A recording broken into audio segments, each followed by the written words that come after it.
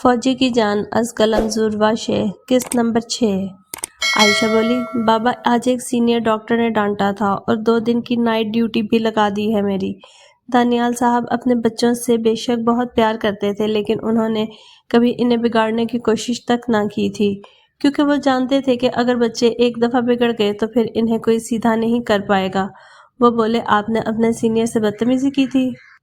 نہیں بابا، I swear I don't do that۔ وہ بولے، چلو کوئی بات نہیں، آپ کو اور ٹائم مل گیا دوسروں کی مدد کرنے کے لیے۔ وہ بولی، شیخ صاحب یہ بات تو آپ نے بالکل صحیح کی۔ اور وہ اس لہجے میں بولی کہ دانیال صاحب ہنسے بغیر نہیں رہ سکے۔ پھر کچھ اور دیر تک وہ دونوں باتیں کرتے رہے اور پھر دونوں اپنے اپنے کاموں کی طرف چل دیے۔ دوسری طرف سارہ نے فون بند کر کے بشر کو دے دیا۔ بشر اب سارہ کے گھر کے باہر کھڑا تھا۔ سارہ کار سے نکلی، بشر بھی سارہ کے ساتھ ہی باہر آ گیا۔ سارہ بولی، آپ کدھر؟ بشر بولا، ویسے بندہ مروتاً ہی کہہ دیتا ہے کہ آ جائیں کھانا کھا لیں۔ سارہ بولی، کھانے کا یہ ٹائم نہیں ہے۔ بشر بولا، تو پھر کیا ہوا، چائے تو مل ہی سکتی ہے نا۔ سارہ بولی، آ جائیے، آپ بھی کیا یاد کریں گے کہ کس صحیح سے آپ کا پالا پڑا ہے، اس نے کندھے اچکا کر کہا۔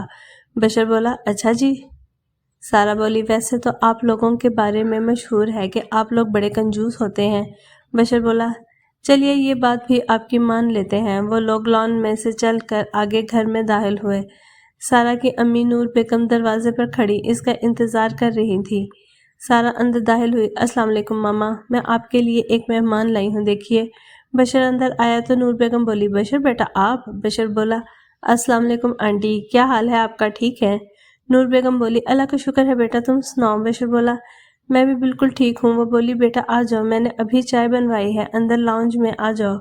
وہ بولا، چلیے آنٹی۔ سکینہ چائے لے آؤ۔ انہوں نے صوفے پر بشر کے ساتھ بیٹھتے ہوئے ملازمہ کو حکم دیا۔ سکینہ ٹرالی کھینچتی ہوئی اندر لے آئی۔ سکینہ ٹرالی رکھ کر چلی گئی۔ نور بیگم نے سامان نکال کر بشر کے سامنے رکھا اور اسے چائے بنا کر دی۔ بشر وہاں پر کافی ٹائم سپینڈ کر کے آیا۔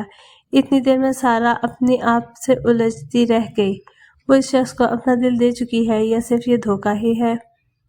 دانیال صاحب رات کو بیڈ پر بیٹھے کوئی بک ریڈ کر رہے تھے۔ صالحہ بیگم نے ان کے پاس بیٹھی ہاتھوں پر ہی لوشن لگا رہی تھیں۔ دانیال صاحب کو اچانک ایک خیال آیا۔ وہ بولا، صالحہ مجھے تم سے ایک بات کرنی ہے۔ وہ بولی، ہاں دانی بولیے، کیا بات ہے؟ دانیال صاحب بولے، یار میں چند دنوں سے بشر کا عجیب رویہ نوٹ کر رہا ہوں۔ صالحہ بیگم بولی، اچھا، مجھے تو ایسا کچھ نہیں محسوس ہوا۔ دانیال صاحب بولے، نہیں نہیں، گھر پر نہیں، آفس میں۔ آفس میں وہ عمیر کو بہت زیادہ ترجیح دیتا ہے، ہر بات میں عمیر انکل سے پوچھ لیتے ہیں، عمیر انکل سے مشورہ کر لیتے ہیں۔ صالحہ بیگم اس بات پر ہنس دی۔ وہ بولی، کیا یار دانی، آپ نے تو مجھے ڈرا ہی دیا۔ دانیال صاحب بولے، پھر بھی بتاؤ تو صحیح، کیا ہوا ہے اسے؟ وہ بولی، اتنے دنوں سے آپ کو سمجھ نہیں آئی؟ وہ بولے، اب پہیلیاں مت بجھواؤ۔ وہ بولی، آپ کا جو بیٹا ہے نا، وہ عمیر صاحب کو اپنا سسر بنانا چاہتا ہے۔ وہ بولے، کیا واقعی میں؟ وہ بولی، ہاں بالکل۔ دانیال صاحب بولے، یعنی کہ وہ سارہ سے شادی کرنا چاہتا ہے؟ صالحہ بیگم بولی، جی بالکل، وہ سارہ کو پسند کرتا ہے۔ دانیال صاحب بولے، یہ تو بہت زیادہ اچھی بات ہو گئی، تو آپ کیا کہتی ہیں، رشتہ لے کر جائیے؟ صالحہ بیگم بولی، نہیں ابھی نہیں، نہیں ابھی تو سارہ کو اپنی ہاؤس جاب کمپلیٹ کر لینے دیں۔ دانیال صاحب بولے، پہلے صرف نکاح کر لیتے ہیں، رخصتی جب وہ چاہے تب کر لیں گے۔ صالحہ بیگم بولی، ہاں یہ ٹھیک ہے۔ ویکنڈ پر عائشہ واپس اسلام آباد آ گئی۔ شیخ ولا میں آج بڑی ہلچل ہو رہی تھی۔ عائشہ بائی روڈ کار ہوڈ ڈرائیو کرتی ہوئی آ رہی تھی۔ وہ ہفتے کی شام اپنے گھر پہنچ چکی تھی۔ وہ کار پورچ میں پارک کر کے گھر کے اندر آ گئی۔ گھر میں سب اسی کا انتظار کر رہے تھے۔ ارحم ہمیشہ کی طرح آج بھی لیٹ تھا، وہ گھر پر موجود نہیں تھا۔ بشر اور دانیال صاحب ٹی وی روم میں بیٹھے ٹی وی دیکھ رہے تھے۔ مومنہ اور صالحہ بیگم کچن میں عائشہ کے لیے کھانا پکا رہی تھیں۔ عائشہ چپکے سے گئی اور صوفے کے پیچھے سے آ کر دانیال صاحب کے ساتھ بیٹھ گئی۔ دانیال صاحب ہلکی ہلکی نیند میں اونگ رہے تھے۔ بشر اپنے موبائل پر مصروف ایک سائڈ پر بیٹھا تھا، اس نے عائشہ کو دیکھا نہیں تھا۔ عائشہ ہولے سے دانیال صاحب کے کان میں بولی، بابا۔ دانیال صاحب ایک دم ڈر کر اٹھ گئے۔ عائشہ ان کے ساتھ بیٹھی بولی، السلام علیکم بابا جانی۔ دانیال صاحب نے اسے گلے لگا لیا اور بولے، وعلیکم السلام، ڈرا دیا مجھے۔ عائشہ بولی، بابا ڈر بھی جاتے ہیں؟ بشر بولا، سو ایٹ لاسٹ گھر کا سکون برباد کرنے کے لیے حاضر ہوتی ہے عائشہ سڑی ہوئی بھنڈی۔ وہ برا منانے کی بجائے کھڑی ہو گئی اور بولی، thank you thank you everyone, thank you. और हम पुराने लोग जो इस घर के सुकून बर्बाद कर चुके हैं, इन्हें रिटायरमेंट मुबारक करते हैं 2 दिनों की। सालहा बेगम और मोमना दोनों किचन से लपकी थीं। आयशा की बात पर बशर मुंह बसोरता हुआ बोला, 4 महीने में ही सीधी हो गई, वाह। आयशा बोली, एक्सक्यूज मी भाई, आपकी बहन पहले ही बहुत सीधी है ना बाबा? बाबा बोले, अरे भाई हमें मत घसीटिए इन सब में। सालहा बेगम अब टीवी रूम में दाखिल हो गई थी। वो बोली, आयशा मेरी जान। उन्होंने इसे गले लगा लिया था। आयशा बोली, मामा मैंने आपको बहुत मिस किया और जल्दी से खाना ले आइए, मुझे बहुत भूख लग रही है। वहीं से थका हारा अरहम थकन से चूर होकर पोर्च में कार पार्क करते हुए अंदर बढ़ा। अंदर हर चीज़ रोशनी में नहाई हुई थी। हर चीज़ जो शेख विला में मौजूद होती थी अपने कीमती होने का सबूत खुद दे रही होती थी। यहाँ तक कि इंसान भी अपने कीमती होने का सबूत देते थे, चाहे इस घर की खवातीन सारा दिन मेकअप से या फिर ज्वेलरी से लदी हुई ना होती थी, चाहे मर्द हर वक्त अपनी वजाहत को औरतों पर मुसल्लत ना कर रहे होते थे, फिर भी ये घराना वाकईतन ही कीमती लोगों से भरपूर था। अरहम ने जब विला में हिलाफे तवक्को काफ़ी चहल पहल देखी तो अपनी सरजनिश किए बगैर न रह सका। वो खुद से बोला, उफ यार, आज तो आयशा ने आना था, तो मैं वो बुक्स क्यों नहीं लाया जो इसे चाहिए थी। बुक से मुराद चॉकलेट का बॉक्स, जो काफ़ी दिनों से आयशा ने अरहम से कहा था कि जब वो आएगी तो इसके लिए लेकर रखा हो। एक चॉकलेट से भरा हुआ डिब्बा तो इसके बैग में था, लेकिन ये तो वो किसी और के लिए लाया था। इसने कहा, छोड़ो यार, अभी थोड़ी देर बाद पता चल जाएगा। वो अंदर दाखिल हुआ तो मोमना, जो एक गरम सूट में मलबूस थी, बाल बड़े उजलत से बांधे हुए लग रहे थे, इसीलिए इसकी चुटिया में भी कई जगह से बालों की आवारा लेटें बाहर निकली हुई थीं। हाथों में वो कड़े जो सालहा बेगम ने इसे दिए थे, बड़ी बहू होने के नाते, और कानों में छोटे छोटे नफीस से झुमके। इस कदर सादा लिबास में भी इसके चेहरे पर एक खूबसूरत सी मुस्कुराहट थी जिसे वो हर वक्त अफेजा किए रखती थी। दानियाल साहब चंद दिनों में जब आयशा से थोड़े से कट गए थे तो मोमना की तरफ वो मानूस हो गए थे। इसे भी बिल्कुल आयशा की तरह प्यार करते थे। अरहम थका मांदा जब अंदर आया तो वो खुद भी थकी हुई थी। इसकी तरफ बढ़ी। अरहम को देखकर इसकी थकावट बिल्कुल उतर सी जाती थी। इसने अरहम से बैग लिया और बोली, आप फ्रेश होकर आ जाइए, सब खाने की टेबल पर बैठने लगे हैं। वो भी मोमना को देखकर मुस्कुराया था। शायद इसकी फीलिंग्स मोमना की तरह शदीद न थीं, मगर वो भी मोमना से मोहब्बत करता था। वो बोला, ओके। सब लोग मुंतशिर होकर डाइनिंग हॉल की तरफ जा रहे थे। अरहम अभी अपने रूम में चला गया। वो भी फ्रेश होकर नीचे डाइनिंग टेबल पर सबके साथ बैठने लगा। मोमना ने बेध्यानी में अरहम का बैग वहीं रख दिया और किचन में चली गई। सब लोग खाना खाकर अब वापस लाउंज में आ चुके थे। अब सब लोग लाउंज में बैठे पिंक टी की चुस्कियां ले रहे थे। मोमना टी देकर वापस पलटी थी। वो 2 कदम ही चली होगी कि पास बैठे अरहम को इसकी चाप कुछ अजीब सी महसूस हुई थी। वो मजीद 2 कदम आगे को चली थी कि बेहोश होकर गिर गई। अरहम के मजबूत बाजुओं ने इसे पकड़ लिया। इसने इसकी पीली रंगत महसूस की। वो चीखा था, मोमना। सब मोमना और अरहम की तरफ ही देख रहे थे। सब अब मोमना की तरफ लपके। अरहम ने इसे उठाया। सबसे पास पढ़ने वाले कमरे यानी सालहा बेगम के कमरे में इसे ले जाया गया। आयशा अपनी किट्स उठा लाई, इसके पीछे भागी थी। सब इस बेहोश वजूद के गिर्द जमा हुए थे। आयशा इसे किसी न किसी तरह होश में ले आई थी। अब वो इसका बीपी चेक कर रही थी। सालहा बेगम इसके पास बैठी थी, इस पर कुछ पढ़कर फूंक रही थी। इन्हें अफसोस हुआ था कि उन्होंने मोमना की पीली रंगत का एहसास क्यों नहीं किया।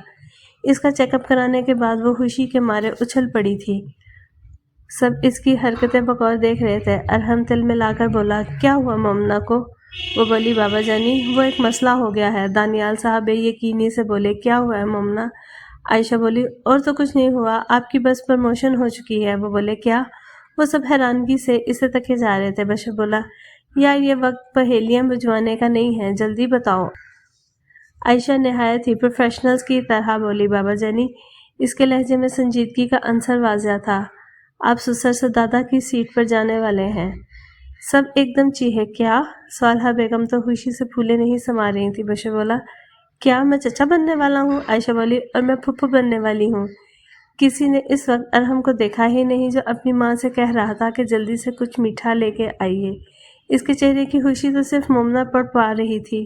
شیخ ولا میں تو جیسے بہار آ گئی تھی۔ سب اس قدر خوش تھے کہ اگلے 2 دن تک صالحہ بیگم نے سخت ملازموں کو نیاز بانٹی، مومنہ کے صدقے اور نظریں اتاری گئیں۔ سب بہت خوش تھے۔ عائشہ نے تو اگلا پورا ہفتہ یہیں رہنے کا سوچ لیا تھا۔ وہ مومنہ لمبی لمبی باتیں کرتی رہیں۔ 1-2 دفعہ سارا بھی ان کے پاس آ جاتی تھی۔ عائشہ کے واپس جانے سے 2 دن پہلے صالحہ بیگم نے عائشہ سے کہا کہ بیٹا تم تیار ہو جاؤ، کچھ دوست آ رہے ہیں تمہارے بابا کے۔ وہ بولی ماما وہ تو پہلے بھی آتے ہیں، بٹ میں کیوں تیار ہوں؟ مومنہ بولی اس لیے کیونکہ بابا کے دوست کا بیٹا آرمی آفیسر ہے، آگے تم خود عقل مند ہو۔ وہ بولی کیا پہلے کیوں نہیں بتایا؟ میں ابھی جاتی ہوں تیار ہونے۔ شام میں اس کے گھر مہمان آئے۔ عائشہ نے لائٹ پنک کلر کا کرتا شلوار زیب تند کیے ہوئے تھے، دوپٹہ بڑی نفاست سے ایک کندھے پر لٹک رہا تھا۔ اسے زیادہ میک اپ کرنا بالکل بھی اچھا نہیں لگتا تھا۔ بالکل لائٹ پنک لپسٹک لگائی ہوئی تھی، بالوں کو لائٹ کرل دیے انہیں کھلا چھوڑا ہوا تھا۔ اس نے گلاسز نہیں لگائے تھے۔ ہلکے ہلکے ڈائمنڈ کے ٹاپس کانوں کو مزین کر رہے تھے اور اس کی سفید رنگت کے ہاتھوں میں بریسلیٹ اسے ممتاز بنا رہے تھے۔ سب گھر پر ہی موجود تھے۔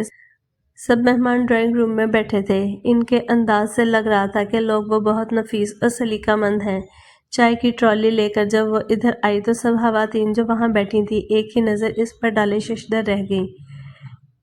لائٹس کی روشنی میں اس کا رنگ مزید نکھر رہا تھا۔ اس نے سب کو چائے بنا کر دی۔ دانیال صاحب بھی وہیں موجود تھے۔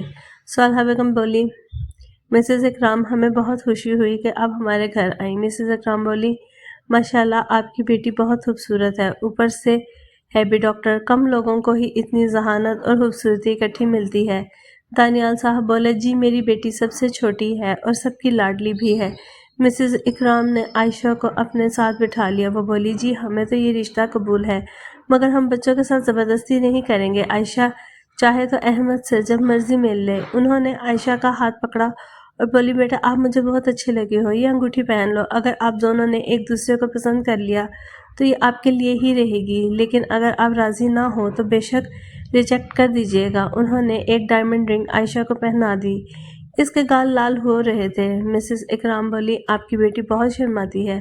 وہ اٹھ کر اندر چلی گئی۔ پیچھے کیا بات ہوئی وہ نہیں جانتی تھی، وہ تو بس اپنے کمرے میں آ کر بے تحاشا خوش ہوئی تو ان کا نام احمد ہے۔ وہ خوشی سے مسکرائی۔ اس نے فوراً سارا کو کال کی اور بولی سارا یار تمہیں کیا بتاؤں ابھی کیا ہوا؟ سارا حیرت سے چور لہجے میں بولی اس نے کون سا نیا چاند چڑھا دیا ہے؟ عائشہ بولی میری انگیجمنٹ ہو گئی ہے، کین یو بلیو اٹ؟ سارا بولی کیا تم نے منگنی بھی کر لی اور مجھے بلانا بھی گوارا نہیں کیا؟ عائشہ بولی او مس ڈرامہ کوئین، ابھی ابھی ہوئی ہے اور وہ لوگ رشتہ دیکھنے آئے تھے اور انہوں نے مجھے رنگ پہنا دی، میں تمہیں پک سینڈ کرتی ہوں۔ سارا بولی او کنگریچولیشنز، نام کیا ہے جیجو کا؟ عائشہ بولی کیپٹن احمد اکرام۔ سارا بولی کیوٹ نیم، بٹ تو اپنا سر نیم چینج نہ کریں۔ عائشہ بولی کیوں؟ سارا بولی کیونکہ سوٹ نہیں کرے گا عائشہ احمد۔ عائشہ بولی اوے ابھی اس نے مجھے پسند کرنا ہے۔ سارا بولی تو پہلے ہی رنگ پہنا دی۔ عائشہ بولی ہاں یار اس کی امی بہت اچھی ہیں، وہ بولی کہ اگر میں نے احمد کو پسند کیا تو یہ رنگ وہ پرماننٹلی مجھے دے دیں گی۔ سارا بولی اچھا چھوڑو مجھے پکس سینڈ کرو۔ عائشہ بولی اچھا یہ لو۔ اس نے فوراً اسے پکس بھیجی تو سارا نے اسے دعا دی کہ اللہ مبارک کرے اور تمہارا نصیب اچھا کرے۔ عائشہ سوچ رہی تھی جو کچھ اس نے چاہا تھا اسے اتنی آسانی سے مل گیا، لیکن وہ نہیں جانتی تھی کہ اسے اپنی خواہش کی ایک بڑی قیمت ادا کرنی تھی۔ شاید کئی لوگوں کی جانوں کا نذرانہ پیش کرنا پڑنا تھا۔ مستقبل کا تو پتہ نہیں تھا، لیکن اس کا حال فی الحال آسودہ تھا۔ 2 دن بعد وہ واپس آ گئی۔ اس کی احمد سے ملاقات ہی نہیں ہو پائی تھی، پر پھر بھی وہ بہت خوش و خرم وہاں سے واپس آئی تھی۔ وہ کینٹین میں اپنی کولیگز کے ساتھ بیٹھی تھی، انہیں ہاتھ اٹھا کر انگیجمنٹ رنگ دکھا رہی تھی۔ سب نے اسے مبارک دی۔ اس کی کولیگز شان سے بولی لو بھائی آج تو ٹریٹ کھلانی ہے عائشہ نے۔ عائشہ بولی کھلاؤں گی مگر یہاں نہیں۔ فواد بولا تو ڈاکٹر صاحبہ کہاں اپنے پیسے آپ ہم پر خرچ کرنا پسند کریں گے؟ ستارہ بولی 1 منٹ میں بتاتی ہوں۔ سب اس کی طرف دیکھ کر بولے ہاں بتاؤ۔ ستارہ بولی ابھی کچھ دن پہلے ہی میرے فلیٹ کے پاس ایک ریسٹورنٹ نیا کھلا ہے، بہت اچھا ریسٹورنٹ ہے، ہم وہاں پر چلتے ہیں۔ عائشہ بولی ابھی؟ کامل بولا ابھی چلتے ہیں۔ عائشہ بولی ابھی نہیں، مجھے ڈاکٹر المیر نے 2-3 پیشنٹس کا کہا تھا، تو ایسا کرتے ہیں ہم سب رات کو چلتے ہیں۔ سب نے اس کی ہاں میں ہاں ملائی۔ بس ٹھیک ہے، رات کو طے ہوا۔ پھر سب اپنے اپنے وارڈز میں چلے گئے۔ عائشہ کی ڈیوٹی کارڈک وارڈ میں لگی تھی، وہ اپنے وارڈ میں چلی گئی۔ احسن کو کانوں کان پتہ چلا تھا کہ عائشہ اپنے کولیگز کو ٹریٹ دے رہی ہے، مگر اسے یہ نہیں پتا تھا کہ وہ کس وجہ سے دے رہی ہے۔ وہ سب رات کو اکٹھے ہو کر ریسٹورنٹ چلے گئے۔ واقعی ریسٹورنٹ کافی خوبصورت تھا۔ سب نے وہاں پر کھانا کھایا۔ عائشہ کاؤنٹر پر بل دینے گئی تو وہاں پر ایک عجیب ہی قصہ ہوا۔ احسن بھی کاؤنٹر پر بل دینے آیا تھا۔ وہ بولی تم یہاں پر بھی آ گئے، ہر جگہ کیوں پہنچ جاتے ہو؟ احسن بولا اگر یہی بات میں تم سے پوچھوں تو؟ عائشہ بولی میری مرضی، میں جہاں مرضی جاؤں۔ احسن بولا ایگزیکٹلی میری مرضی۔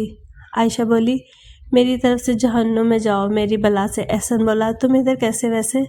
وہ اپنے بٹوے سے پیسے نکالتے ہوئے بے دھیانی سے بولا۔ عائشہ بولی میں اپنے کولیگز کے ساتھ آئی تھی۔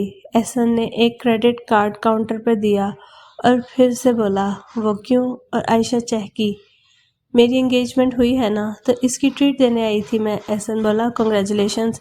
عائشہ نے اپنے پرس میں سے کریڈٹ کارڈ نکالا اور بل پے کرنے لگی۔ احسن نے ایک نظر اسے اوپر سے نیچے تک دیکھا۔ اس کا اندازہ تھا وہ بہت خوش ہے، لہٰذا وہ کچھ نہ بولا۔ اس نے بس ایک سوال کیا اپنے آپ سے کہ یہ مجھ سے امپریس کیوں نہیں ہوتی؟ میں تو وہی ہوں جو میٹرک سے ہر لڑکی کے دل پر راج کر رہا ہوں، پھر میں اس کی طرف کیوں مائل ہو رہا ہوں جو مجھے دیکھنا تو دور سیدھے منہ بات بھی کرنا پسند نہیں کرتی؟ اس نے ایک سرد آہ بھری۔ اچانک ایک لڑکی ٹیبل سے اٹھ کر احسن کے پاس آئی اور بولی ابھی تک تم نے بل نہیں دیا، چلو جلدی چلیے۔ وہ لڑکی احسن کی ایج فیلو ہی لگ رہی تھی۔ اس نے ایک سلیو لیس قمیض جس کے ساتھ اس نے اپنے شانوں پہ شال لپیٹی ہوئی تھی، کیپری جو اس کی پنڈلیوں تک آ رہی تھی، بالوں کو خوبصورتی سے کرل کیے، وہ کچھ نہیں بہت زیادہ عجیب لگ رہی تھی۔ عائشہ نے کریڈٹ کارڈ لیتے ہوئے ایک نظر اسے دیکھا۔ احسن بولا تم جاؤ میں آتا ہوں۔ اس کا لہجہ اس لڑکی کے ساتھ سپاٹ تھا۔ وہ چپ چاپ وہاں سے چلی گئی۔ عائشہ احسن سے بولی گرل فرینڈ تمہاری خوبصورت ہے، مگر بچ کے رہنا، کافی تکھی لگ رہی ہے۔ وہ خود بول کر تھوڑی دیر بعد خود ہی اپنی کہی ہوئی بات پہ حیران ہو گئی۔ شاید دل کے کسی چھپے ہوئے کونے سے بات نکلی تھی۔ احسن نے اس کی طرف دیکھا اور انتہائی غصے سے بولا وہ میری گرل فرینڈ نہیں ہے۔ وہ یہ کہتا ہوا جلدی سے باہر نکل گیا۔ عائشہ اس کے رویے سے حیران ہوئی، پھر خود ہی شانے اچکاتی وہاں سے چلی گئی۔ اگلے دن اس نے احسن سے کوئی بات نہیں کی۔ اس نے سوچا شاید اسے اس بات کا برا لگ گیا ہو، پھر خود ہی بولی لگتا ہے تو لگتا رہے میری بلا سے۔ اب المیر نے اس کی ڈیوٹی ایمرجنسی میں لگا دی تھی۔ اس نے احسن سے بات بھی کرنا چاہی، مگر اسے ایسا لگتا تھا جیسے احسن اسے ایوائڈ کر رہا ہے۔ اس نے احمد سے 2-1 دفعہ فون پر بات کی تھی، لیکن فون پر کبھی حال چال سے زیادہ بات ہی نہیں ہو سکی۔ احمد کا ایک دن اچانک کشمیر جانے کا پلان بنا تو وہ وہاں چلا گیا۔ اسے یاد آیا کہ عائشہ کشمیر میں ہی کسی ہاسپٹل میں ڈیوٹی کر رہی ہے، تو اس نے سوچا کہ اس سے بھی مل لیتا ہے۔ اس نے عائشہ کو فون کیا تو عائشہ نے سلام کیا۔ وہ بولا وعلیکم السلام، کیسی ہیں آپ؟ وہ بولی اللہ کا شکر ہے، آپ سنائیے۔ وہ بولا میں بھی بالکل ٹھیک ہوں۔ دراصل میں بات یہ ہے کہ میں یہاں کشمیر آیا ہوا ہوں، تو میں نے سوچا کہ اگر آپ کہیں تو ہم مل لیتے ہیں کہیں اور اس بارے میں بات بھی کر لیتے ہیں۔ عائشہ جانتی تھی کہ وہ کیا بات کرنا چاہتا ہے، تو اس نے مزید کو ریتنے کی کوشش نہیں کی۔ وہ بولی ٹھیک ہے، میں آپ کو ہاسپٹل کا ایڈریس دے دیتی ہوں، آپ مجھے یہاں آ کے پک کر لیں۔ احمد اسے لینے ہاسپٹل ہی آ گیا تھا۔ وہ دونوں ایک دوسرے کے بارے میں کافی کچھ جاننا چاہتے تھے۔ وہ یونیفارم کی بجائے سادہ کپڑوں میں ہی آیا تھا۔ وہ پارکنگ میں رکنے کی بجائے سیدھا ہاسپٹل ہی آ گیا۔ وہ اندر ہی ریسیپشنسٹ سے پوچھ رہا تھا کہ ڈاکٹر عائشہ شیخ کدھر ملیں گی۔ وہ ابھی کہہ ہی رہا تھا کہ احسن نے اس کی بات سن لی تھی۔ وہ اس کے پاس نہیں گیا تھا، بس تھوڑی دور کھڑا ہو کر اس کا معائنہ کر رہا تھا۔ احسن نے اس کا دیکھ کر کہا پسند اچھی ہے، مگر رشتہ نہیں چلنا۔ واقعی وہ رشتہ نہیں چل سکا۔ کہاں احمد جیسا سلیقے والا انتہائی نفیس انسان جو اپنے جوتوں پر بھی مٹی نہ پڑنے دے، اور بھلا عائشہ کو کیسے سہ سکتا تھا؟ ریسیپشنسٹ نے کہا کہ سر ڈاکٹر عائشہ آپ کو دوسرے فلور پر مل جائیں گی، بلکہ وہ دیکھے وہ آ رہی ہیں۔ احسن بھی احمد کے ساتھ عائشہ کی طرف مڑا۔ 2 مختلف لوگوں نے 2 مختلف زاویے سے 2 مختلف چیزیں نوٹ کی تھی۔ ایک نے اس کا ہنستا ہوا چہرہ جو اس قدر خوبصورت لگ رہا تھا کہ کسی کا بھی دل آ جائے اس پر، اس کا دمکتا چہرہ اس کے ساتھ آتی 2 لڑکیوں سے اسے ممتاز کر رہا تھا۔ جبکہ دوسرے نے جو چیز نوٹ کی تھی وہ یہ تھی کہ وہ کسی لڑکے کے ساتھ ہنستی ہوئی آ رہی تھی۔ اس سے زیادہ اس کا ذہن سوچ ہی نہیں سکتا تھا۔ عائشہ کی نظر اچانک احمد پر پڑی۔ اسے کسی بھی ایسے احساس نے آ کر نہیں گھیرا جس سے اسے لگے کہ وہ اس پر مر مٹی ہے۔ اس نے جو کچھ سوچا تھا سب کچھ اس کے برعکس ہو رہا تھا۔ اس نے سوچا تھا کہ جیسے ڈائجسٹ والی لڑکی دل دھڑکانا بھول جاتی ہے، اس کے ساتھ بھی کچھ ایسا ہی ہوگا، مگر ایسا کچھ نہیں ہوا۔ یہ تو صرف اس کا وہم تھا جو بہت جلد دور ہو گیا تھا۔ بہرحال احمد نے عائشہ کو پہچان لیا تھا، یہی بہت بڑی بات تھی۔ وہ اپنے کولیگ سے ایکسکیوز کرتی اس کے ساتھ باہر آ گئی۔ احسن بس اسے جاتے ہی دیکھ سکا تھا اور واپس اسی جگہ آ گیا تھا جہاں وہ تھا، خالی ہاتھ۔ المیر سے عائشہ نے پہلے اجازت لے لی تھی، وہ بھی پتہ نہیں کتنی منٹوں کے بعد مانا تھا۔ عائشہ اس کے ساتھ باہر آئی۔ احمد اسے گاڑی تک لے کر آیا، اس کے لیے گاڑی کا دروازہ کھولا اور وہ ڈرائیونگ سیٹ پر بیٹھ گیا۔ عائشہ نے ابھی بھی اوور آل نہیں اتارا تھا۔ سارا راستہ خاموشی سے کٹا تھا۔ ریسٹورنٹ پہنچنے تک یہ خاموشی